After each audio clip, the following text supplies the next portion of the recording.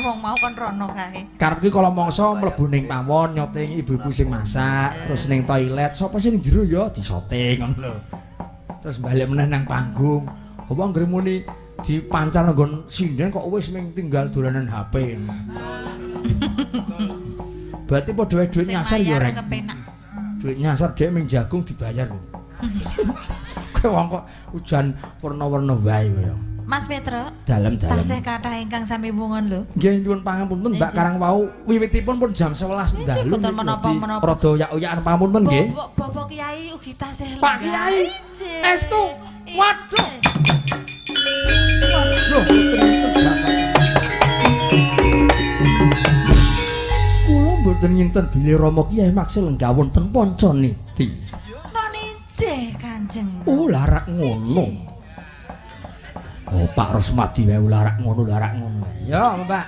Mbah nuwun sesuk kula tunggoni Pak Kiai jam tanggal gangsal wonten Dudu. Siap. Kersa mampir pokoke kula siapi teng griya. Siapi napa? Entrok. Entroke kidulku. Aku agak takon mesti masak urung. Kula sautke mangke. Sing yo omane ku nek awan lunga teng saut ya sembelihke. Mosok nyogo Pak Kiai kok bareng colongan. Oh ya ora kepareng. Tapi waton Pak Kiai ora ngerti ya rasane padha wae. Lambemu wae. Go Mbak, dandang kula riyen, go. Wiwitane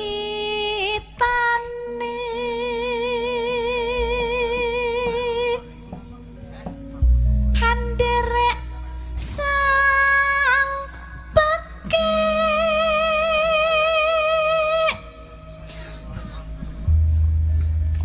pria bagus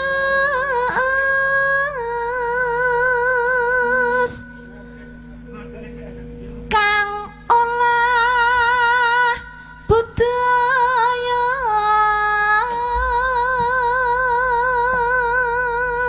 Priya bagus ingkang olah budaya. Agus berarti iki. Piye bagus olah budaya Agus iki. Bapak Agus iki ya piye kraton. Terus ke siki, terus ke. Kraton. Kraton Kidul jare. Kraton Kidul niku padha Pinggir karo segara. pinggir segara Parangkusuma. Pas nika juru kuncine Parangkusuma pikantuk sesanggeman saking ngersa dalem. Oh, mulane kula dek mriko niku ketemu Ketemu karo Mas Agus. mbuh ro sapa. Aku jane nek bar mayang sok kali-kali arep dolan. Jare dalange ya sok mriko kok ngono. Arep ndelok-ndelok kaya ngapa Gus? Misal kahanan Parangkusuma iki kaya ngapa? Lunga marang kutha gedhe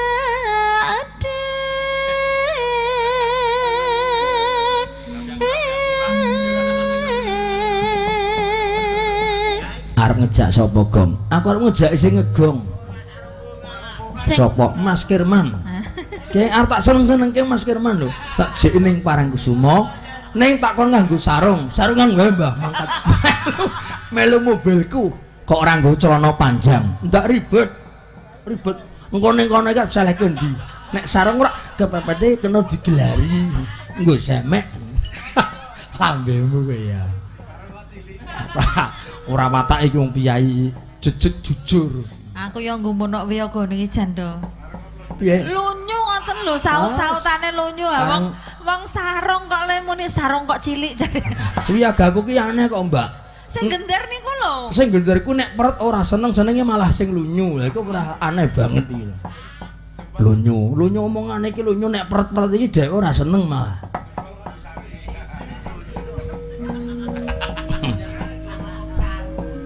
Wong nek melek kok mesti saru gumun aku. Nanano Bendera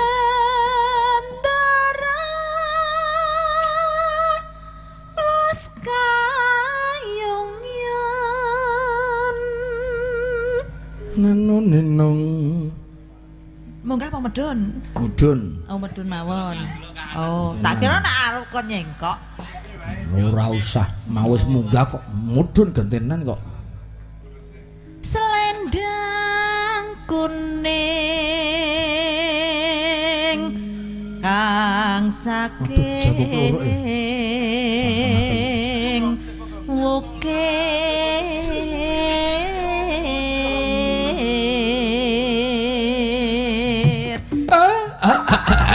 Kosek. Prasida tembangan Semar Yamene kok metu kosek.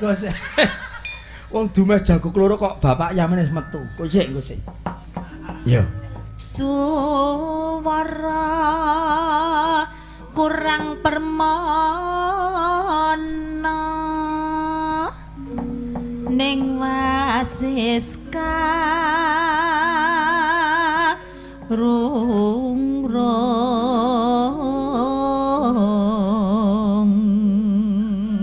aneh lho truk piye Yamene urung mangsane kok ana jago kluruk berarti ana rondo meteng iki. Lah nek rondo nek wis dadi bojone ya manten anyar meteng ya isa iki. Soale iki petik utawa kewan ki ya sasmitaning Gusti Allah lho. Biasane ora rondo kok. Urung wayah kok kluruk berarti ada apa ini? Oh, nggih jenengan nonton prawane mboten? Nek nggonku ora ana. Ora ana to? Rening ora ana rondo berarti manten anyar sing nembe meteng iki, Gong. Iso iki hamil muda. Endi to sing manten anyar? Lah kono kok ya. Mbak Ira iki manten anyar jebul.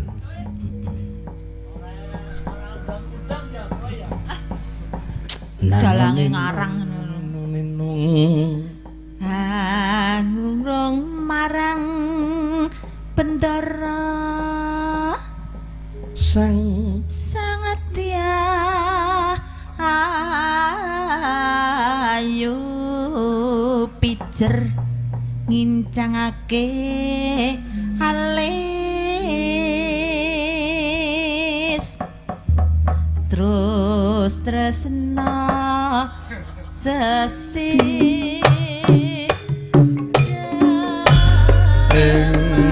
yo kali beksa Mbak yo alel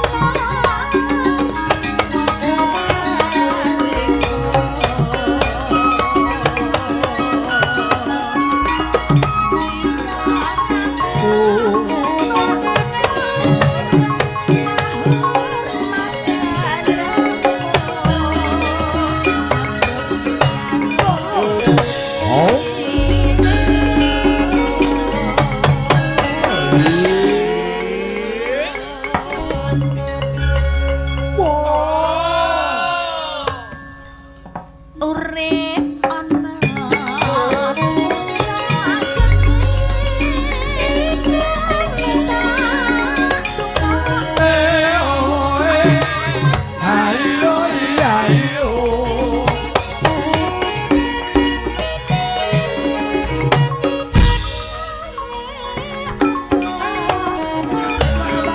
Gandutke Mas harus segati Rosworo yo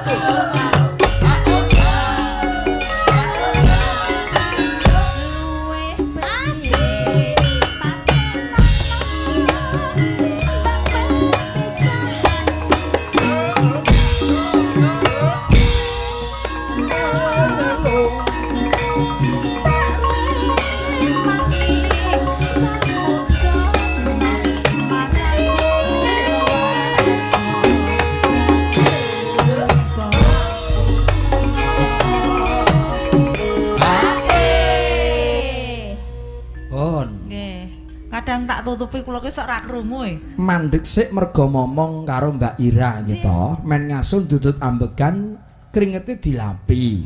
Ah nek men ngeten iki kula rong metu kringet. Oh, dereng metu ya. Waduh, sagongan kok urung metu ya. Mes sagongan padahal lho. Nek men ngene iki kecil. Oh. Lah nek isane metu pripun? Lah sing suwe to. Oh, sing suwe. Iya. Suweke Mas Liwir, sing suwe men metu ya. Lanjut. Waduh amin guzu. Tukang corong kok yo guzu muni. Disuweke men metu kok yo guzu. Ayo. Sing suwe ora kok suwek lho, sing suwe. Liwat kinjang. Ya, ya.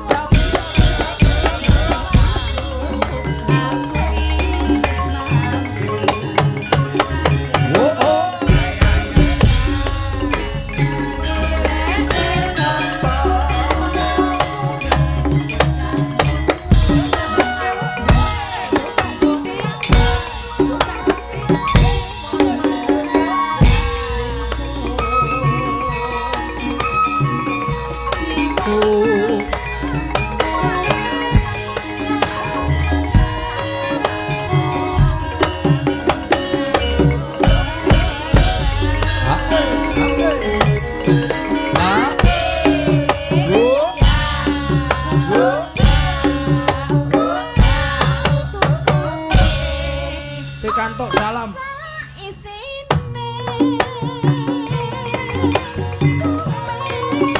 Bos. Yo.